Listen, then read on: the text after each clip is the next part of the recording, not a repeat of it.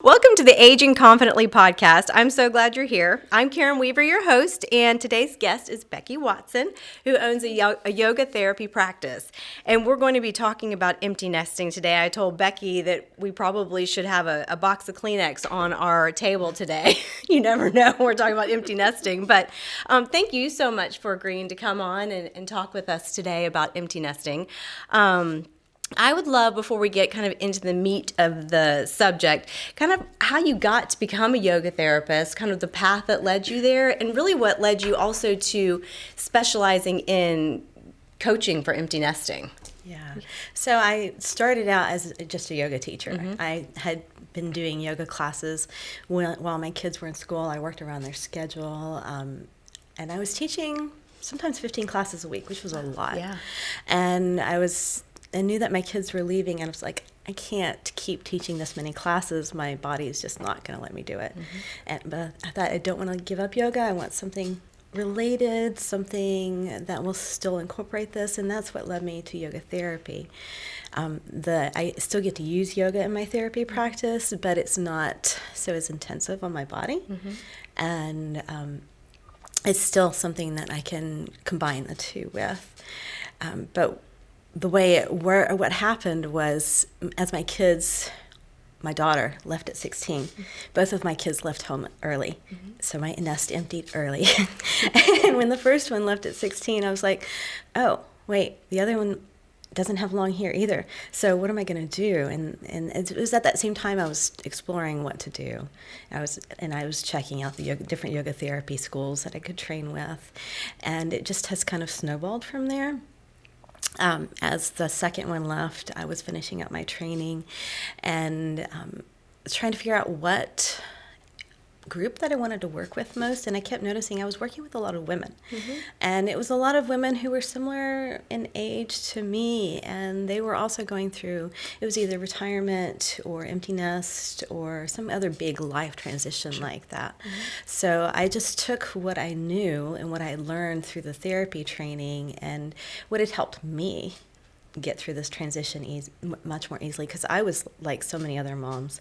I was like, oh my gosh, I spent all of my last 20 years on my kids. Mm-hmm. I have revolved everything around them.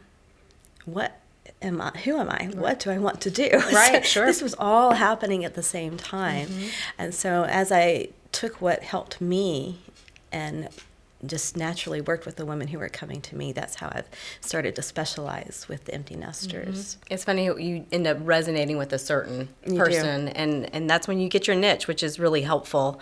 Mm-hmm. What is yoga therapy? Like, how do you, because I know I've been to your space, and it's it's a small room. It's not a big yoga type studio. So do you usually work one-on-one or two? How does that typically work? I have different ways of working with people. Mm-hmm. I do one-on-ones, but I also do small groups. Mm-hmm. And it's the groups that working more with empty nesters than the one-on-ones lately. The one-on-ones and the groups, they both help you figure out what's going on, help you listen to your body, just approach things differently. One-on-one gets to be more focused on just one person, obviously. Mm-hmm. But yoga therapy, there are many different branches of yoga therapy. The one that I've trained with through Phoenix Rising Yoga Therapy, they are all about the mind-body connection. What's happening in your body is happening in your life. What's happening in your life is showing up in your body. Mm-hmm. And so I help you bridge those connections, those aches that you have that you just can't quite explain. Mm-hmm. The doctor's like, you're fine, it's all in your head. Mm-hmm. Well, maybe. Part of it. But maybe not. Right. Maybe well, because actually, if it is in our head, like it says, in the body. Said, a lot of times manifests in the body. So there's emotions that get stuck. Mm-hmm. The grief, the loneliness, they get stuck in the body and start acting up, basically. Yeah. So I help people understand what it is that's going on, and when they do, then they can process it and move forward, make those plans, decide what their next steps are going to be. And as far as with empty nesting goes, all the past, for most women, it's 20 years, 18, 20 years. It's all just dumped into the body, all the anxiety, all the grief of raising a kid. You have kids, you know, these things that, happen. Yeah. it's not always a pleasant road. It all gets dumped in the body, and then the child leaves, and that gets dumped in the body as well. It's a whole nother level of letting go of control. Yes. You know, I think as a mom, especially, and dads too, but I don't know why I feel like moms hold a even greater, you know, all-encompassing role, especially emotionally. You know, when your kids are going through something, you go through it too, basically. But it's, you can let that fear overcome you, and it does build up. You do have to, and then as they start driving and then going off to college, I mean, there's that lack of, less control, no control. Like, no idea. But, you know, I had titled this episode, The Heart and the Head of Empty Nesting, because I've gone through it once. So I have a sophomore in college, and then a senior in high school. So another one about to graduate and go off, and then a sophomore in high school. So 2 years is a blink of an eye, and I will have an empty nest. So I've only gone through it once, with the first one going off to college. And, you know, the heart and the head piece of it is that your head tells you this is exactly what's supposed to be happening. You guys did a great job because they're on their own. They're transitioning well to college. Why does my heart hurt so bad? And I actually remember laying in bed one night before Ryan went off to college thinking my family will never be the same.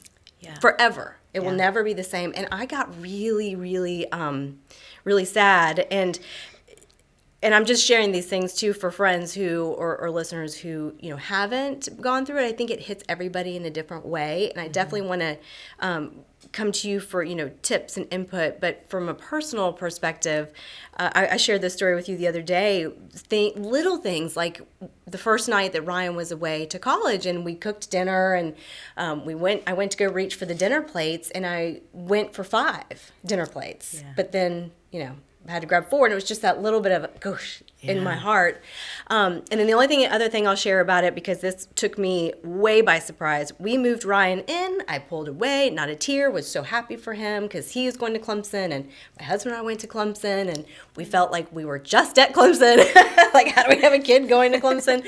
But it was not until probably month 2 that I came home one day. I don't even know what happened, but I came home one day and cried to the point where I felt like you talk about grief. It was that kind of cry, that guttural, like somebody had died. But I cried probably for 2 hours, that just ugly, ugly cry. And I was so glad I was by myself, and I didn't have to go see clients that particular time, because I was like, this is a mess. This is a hot mess. And but after that cry, it all resolved itself. I felt this peace. It was like my body just had to release this immense grief that I don't even think I realized I had. And the littlest things set it off. So I think it manifests probably different for different people, but that's how it did for me with the first one going off to college. So what do you see when people come in to you to talk to you about what are the range of emotions? What are some different stories you've heard from people? It's been everything from let's party. That's like the last. We're like, yes, my job is done. Right. Woo. Right. Yeah, I did it. To I'm going to call them every hour. Oh. I'm still grasping on. I can't let go. And then all this range in between, you know, I'm okay with dropping them off. Oh, but wait, aren't they coming home on the weekend? Right. You know, I still want them here. I want to hold them here. I want to hug them. And so it's been this huge range when I've talked to women. And what also fascinates me is how many, for some, they hit this right away, and for some it's delayed. Yeah. And for some, you know, it could be a year, 2 years down the road, they're still dealing with this. You know, they've not gone past it. They're still in this limbo of, what do I do? Who am I? Where am I going? So I'm seeing all this huge range. And I was telling you the other day, it breaks my heart to see these women stuck in this limbo for so long. They've, you know, spent 18, 20 more years as full-time mom, and then the job shifts, and they're like, who took my job? I was good at it. Right. Who took my job? You know? And so they're just lost. Yeah. They're scared. They don't know what to do. And, you know, again, it's for some women, they can move through it. And for some, they get stuck. They really get stuck. So what are some tips that you offer people who do come to you? I know you're offering a 4-week online program. This might be a good chance to even just talk a little bit about it. And then if you want to dive into maybe just some highlights of that program, of some tips that people could take away from it. Yeah, I'm starting February 3rd, so next Monday. It's called Empty Nest Essentials. It's just a chance to get to know yourself again, or at least begin the process. It's like so many things. It's a process. Yeah. It's a journey, and it won't be an overnight fix. But just starting that process of getting to know who you are right now, because you are not the same person who had those kids. You are not the same person who graduated high school. You are in a totally different place now. So getting to know who you are, what you want, and what you want to do with it is a huge part of the transformation. And that's where we're going to start, is just practicing awareness again. What's going on in my life right now? What's working? What's not working? What do I want to shift? Even if you don't know what you want to shift to, just beginning that process. And that's where we'll start next week, is just with that awareness, basically. And then we'll move into, okay, you know what's working, what's not working. How do you start designing your day so things are flowing better? Even if it's just cooking dinner differently, or changing your routine, sleeping a little later. You don't have to get them to school maybe anymore. You get those extra 15 minutes of sleep or whatever it is. But just designing your day so that it works more around what you want right now. And then we'll start to explore hobbies, jobs. Maybe you want to start a business. What passion did you put on hold to raise your kids? Maybe you like skydiving. I don't know. Whatever it is. What have you put on hold? Kind of start dreaming again. Yeah. Start dreaming again.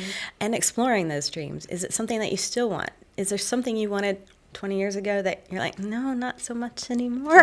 Yeah. I've shifted. I want to do something differently. And a lot of women do start businesses in this period. They've got time now. They can pursue that passion. So we'll start to explore that.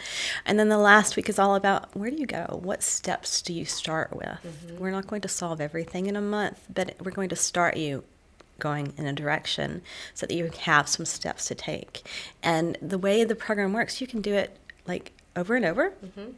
So that as you make one shift, then you can start the next shift and start the next one, and just keep designing things so it works really well for you. So it's a tool you can just go back to time and again. Yeah. Are there things that people can start doing now? I'll just use my stage of life for an example, where you've got one out or almost out, and you definitely see it coming down the pike. What can people start doing now I don't want to say that prepare them, I guess, or just to be aware of, what are some tips that people can start thinking about? You just said it. Awareness. Awareness. It always comes back to awareness. It does. And mindfulness. You cannot make shifts if you aren't aware where you are right now. Okay. So that's my first recommendation, is just notice what's happening. So I recommend to women to do little awareness breaks throughout the day. You can set a reminder on your phone. And it doesn't take long. It's 20 seconds, 30 seconds. Just stop what you're doing. Notice. Are you happy? Are you tired? Are you outside? Are you inside? What's going on right now? What's happening to you? Is the wind blowing? What emotions are happening right now? And don't have to change a thing. Just be aware. And just do that several times throughout the day, and that starts laying the foundation of what's happening right now. Then you can start the shifts. That's so interesting. I guess, too, once you become more aware, you can start to take a mental note or even write it down. Do you do any journaling in your program? Definitely. Yeah, writing down kind of what are those things that are bringing me joy, and the ones that are zapping my energy and wishing I didn't have to do. And, Yeah. Anything else that you can think of that you kind of, help people with that being proactive piece of it? Yeah. One of the other things that I always recommend for women is to start, and it goes along with the awareness, is to start writing down what's true for you.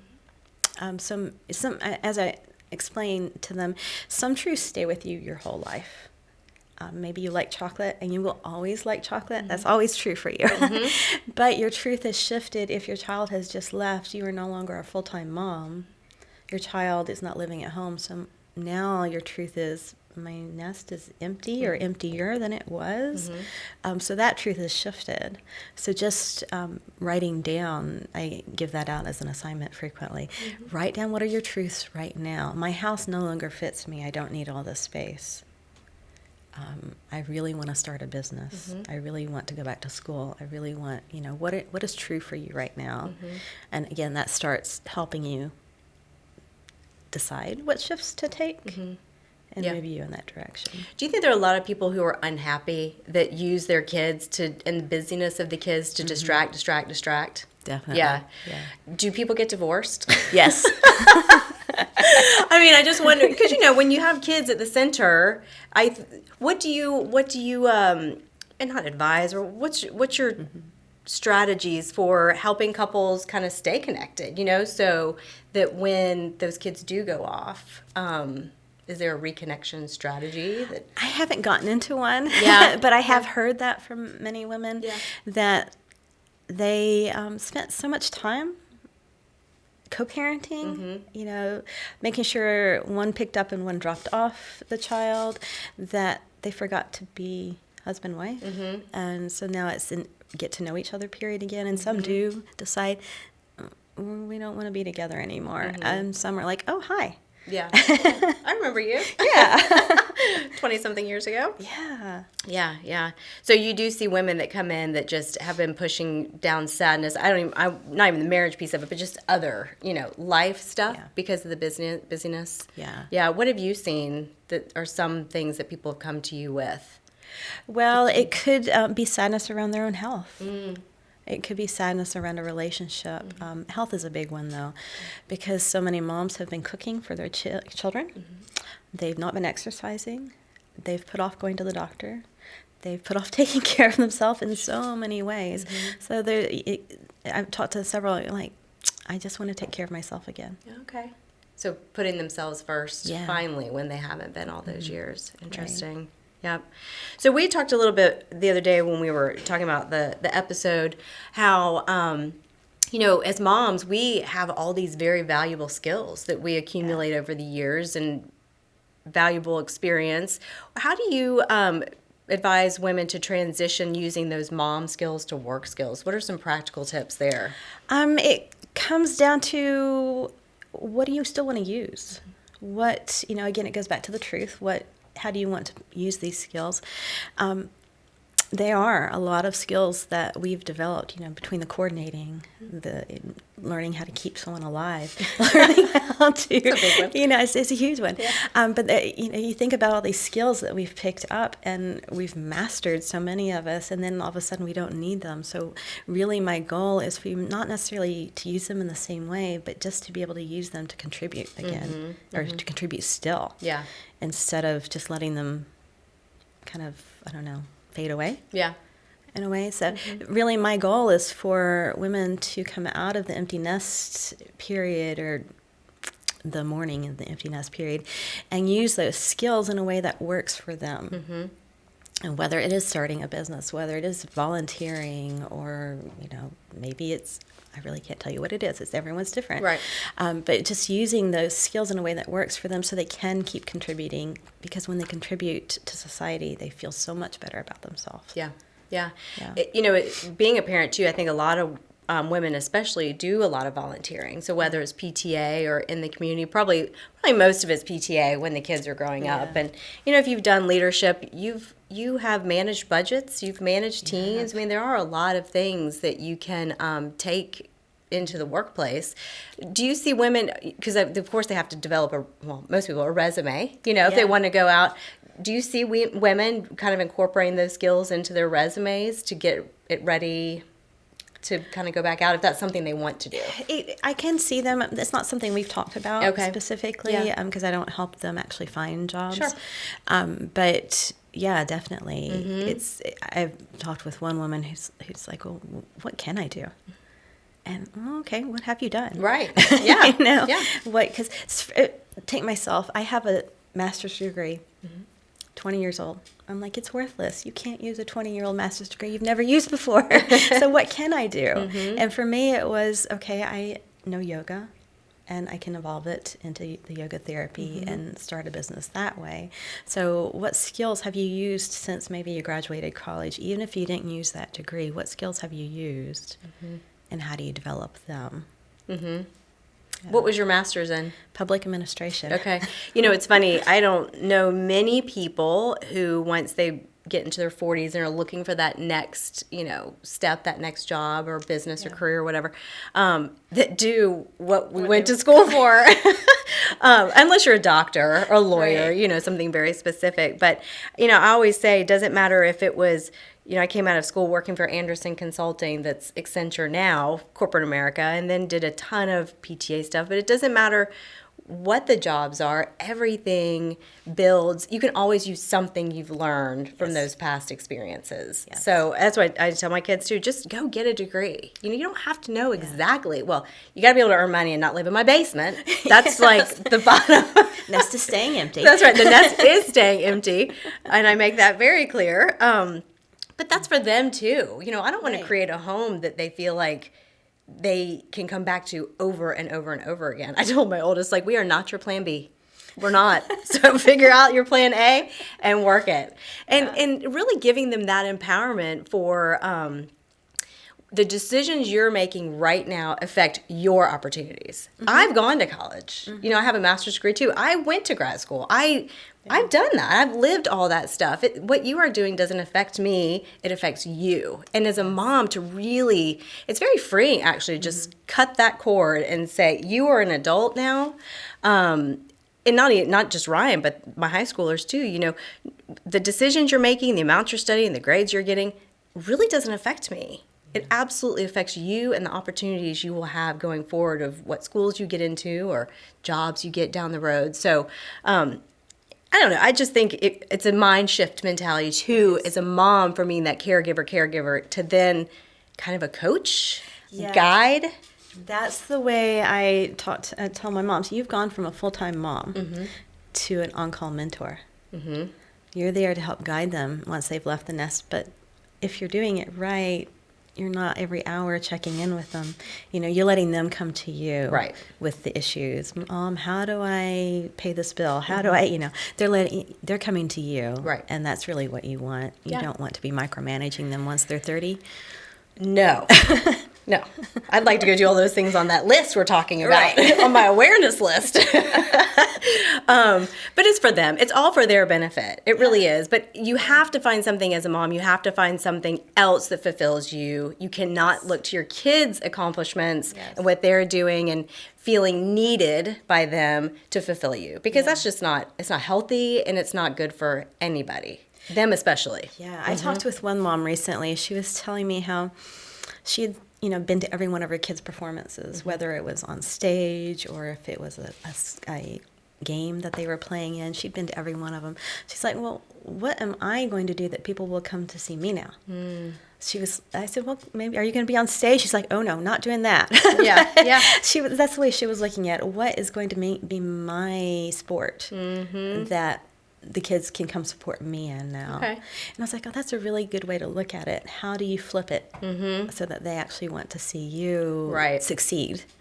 Not just see you, but see you succeed at something. Yeah, that's really neat. I think a lot of that goes back to family culture, too, just building that along the way, celebrating successes. And did she figure it out? Did she figure out what? No, she's still exploring. It takes a while. It's not been that long since I taught to her. Yeah. Well, I think the fun thing about life in general is that nothing's permanent. You know, you just try something, and if you don't like it, don't worry about it. Don't worry about what people are going to think of you or judge you or whatever, because, I think a lot of women or people just don't do anything. They just get stuck and don't do anything. So just taking those brave little steps towards something is enough to celebrate in itself. And that not doing anything is where they get stuck. Yes. For 10 years. I've taught to some, and I'm like, oh, come on, let's go do something. Right. Anything. Make one little shift and see what happens. Yeah. That paralysis by analysis. And I think a lot of women in particular can get caught on that perfection train, where if I can't get it just right, if I don't know exactly how this is going to play out, then they just won't do it. And that's kind of a mom thing, isn't it? Right. Because, we wanted to get those kids to 18 and get them out of the house, still alive, still functioning, still, and so we had to be almost, not perfect, but doing things really well, right? And so, I think that's kind of the control we've had over the kids for so long, letting that control go, and then it kind of turns inward. Yeah. Yeah. How do we control the same things in ourselves? Oh, I can't. Oh, now what? Yeah. I would think it would be easier. The empty nesting would be easier if you could be very aware, even when they're in middle and high school, and start that letting go of control intentionally. Like when my kids hit 8th grade, 9th grade, I don't check their grades anymore. I don't go on, his Power School or Backpack, whatever it's called.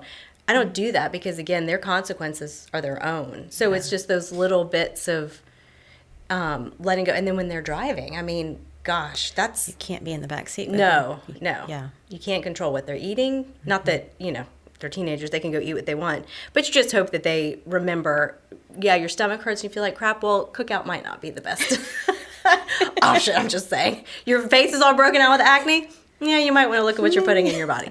But that's awareness for them. It is. And it's a choice. It's a choice for them. They want to clear things up. They can change their lifestyle a little bit. But anyway, just kind of being intentional. I'm all about being intentional and the awareness piece of it. And I know it's so hard. It's so hard because it's so hard when you see them make the mistakes that they're going to make.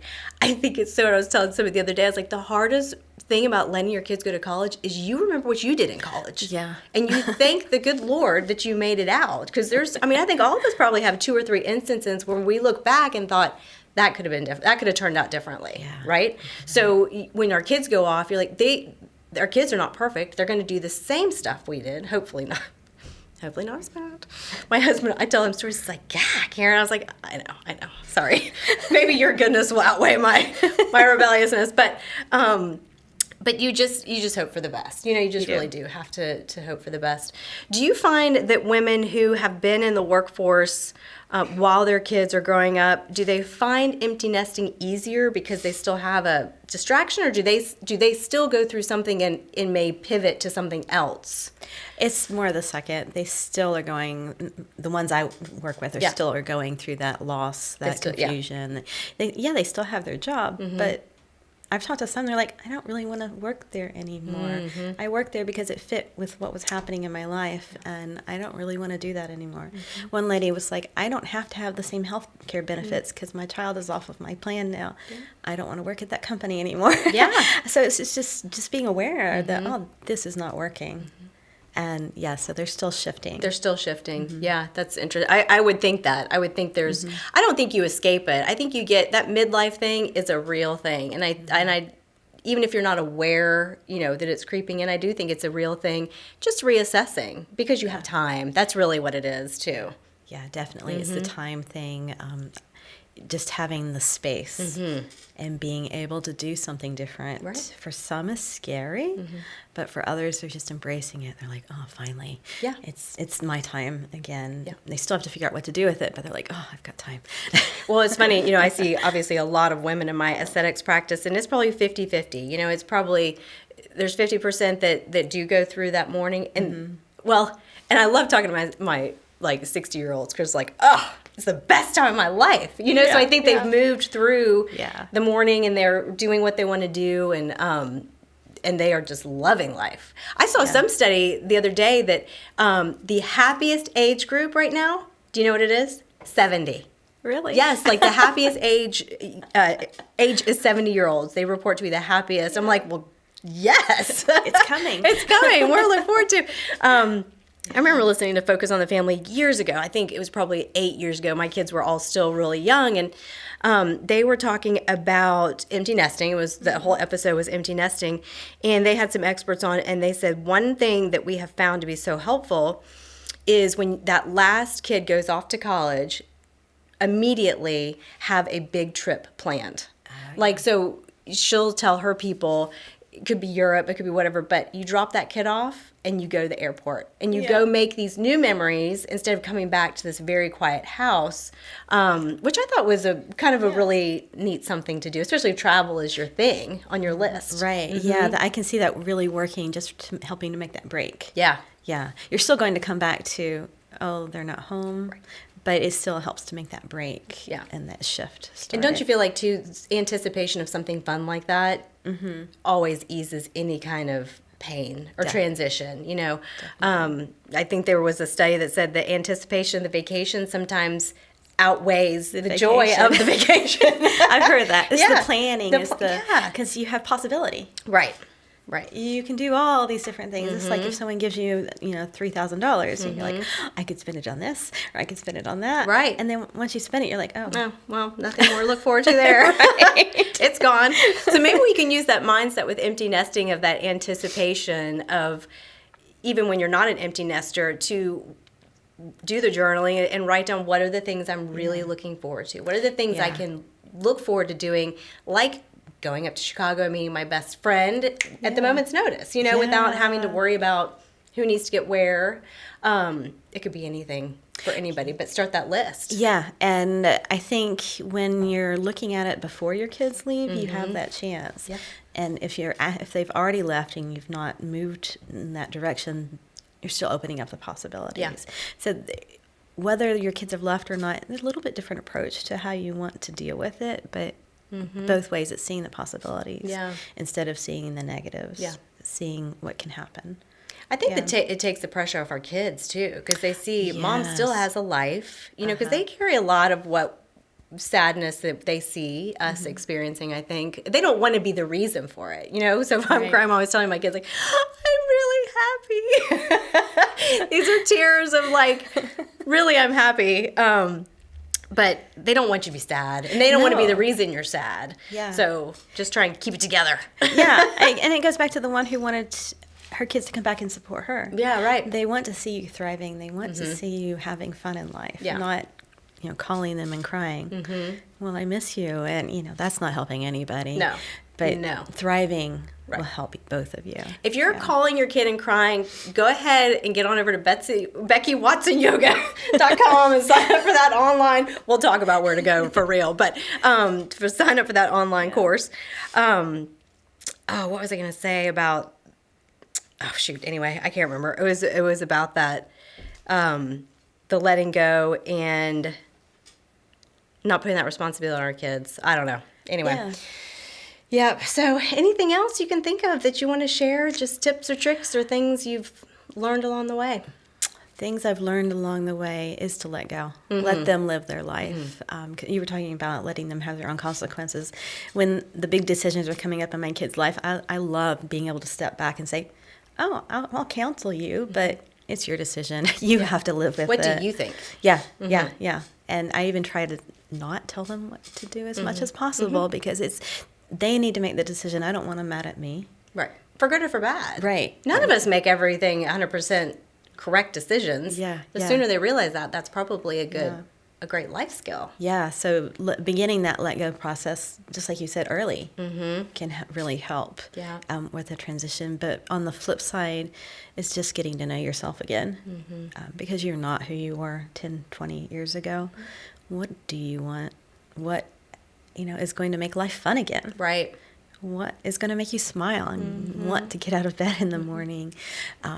Just get to know yourself. Yeah. That's great. Yeah. And by doing that, too, you solidify such a great relationship with your kids to create a place that they do want to come back to. Yes. Yeah. Because they feel like it's joy. It's a place I want to come back. And I'm sure, when do you see that relationship changing from... I think we're always kind of there, that mentor guide, but where it truly does become more of a friendship. Somewhere with my kids, with my daughter especially, she's in grad school now. It was maybe the second or third year of college. Okay. She started thinking I made sense. You do know what you're talking about. Shocking. And I'm like, so my son is only a freshman. Right. He's been out, but this is his third year out because he left at 16 too to go to governor's school here. So he's his third year out, so he's starting that process already. Yeah. And they're all they all mature at different rates, for sure. My oldest, for sure, is the more less worldly, I'll say. You know what I mean? Like, it's taken him some time to get that common sense, and you can't tell him anything, so he's just got to The hard knocks of life, baby. Learn the hard way. Yeah, that's right. But that's the best way to learn. You can tell them, you tell them. My husband has this saying, I can tell you that stove's hot, but until you touch it, you don't believe me. That's right. And we had several instances with that with our kids of trying to coach them the right way, to do, to make this certain decision and chose not to. And so they touched the stove, but, that's just life. Yeah. So tell people where they can find you if they're interested in doing your online course or if they're in Greenville, South Carolina, and would like to talk to you about doing any yoga therapy. How can people find you? Yeah, BeckyWatsonYoga.com. If you want the program, it's add in the / Empty Nest Essentials. But just from the homepage, you can link to it. It's BeckyWatsonYoga.com. And I have a Facebook page, Becky Watson Yoga Therapy. You can find me there. Okay. Great. Yeah. So to finish out, I always like to ask last question, what does aging confidently mean to you? To me, it means knowing yourself. It means knowing what you want, how you want to do it, so that you can live it, be truthful with yourself, be honest with yourself. Because when you live that way, then you are more confident. You have that center to act from. And be vulnerable, right? I mean, these are not easy. When you're coming to some real realizations, sometimes, if you're really getting down to it, it can cause a whole nother level of tears and some grief and, but just give yourself grace too, don't you think, to work through that? And definitely, there's always layers. What we think is the top, the real reason, there's usually something 2-3 layers under that we still need to address. So, I know. Sometimes we're so hard on ourselves, like, why can't we just get it right now? Why can't we just figure this out now? And just might not be the right time to figure it out. You just keep going. Just take away the first layer and see where it takes you, and then maybe you do a little more. And then if that's not what you thought it was going to be, pivot and try something else. Again. Yeah, that's great. Becky, thank you so much for being here. This has been so much fun. And we didn't even need any tissues. I know, we did I good. almost thought I was going to at the very beginning when I was talking about Ryan. But, it's all good things. I think of that, Olaf, all good things. Like that's my mantra. It's all good things. Even when it hurts our hearts, it's all good things. And it's what we really want for them. If we can maybe put the focus on them, like we always have as a mom, but on the focus of what's best for them is for us to be healthy with our dealing with them leaving. Our hearts, our emotions, our feelings, our thoughts, everything. It's a great parting gift for them, for sure. Definitely. And we're always here. So anyway, well, thank you so much, everybody, for listening. I hope you've learned something today that is helpful to you. If so, please share this podcast with your friends so we can grow our Aging Confidently tribe. Please subscribe, rate, and review wherever you listen to podcasts to keep us relevant. And join us every second and fourth Tuesday of the month right here on our Aging Confidently Facebook page at 10 a.m. Eastern Standard Time. If you do have any questions for Becky, feel free, once this this video is posted, feel free to leave any questions for Becky. She'd love to come on there and answer them for you. So just remember, we are all beautiful and have so much to offer this world, especially when we can come from a place of gratitude and confidence. So let's age confidently together and turn the so-called midlife crisis into a midlife inspiration. See you next time.